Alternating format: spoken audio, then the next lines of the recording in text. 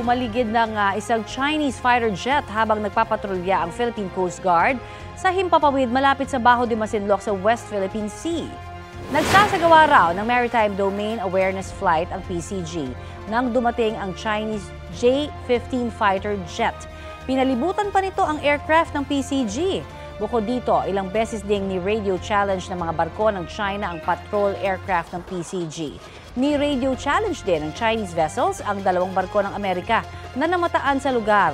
Sa pahayag ng Southern Theater Command ng China, iligal nilang pumasok sa kanilang teritoryo ang mga barko ng Amerika.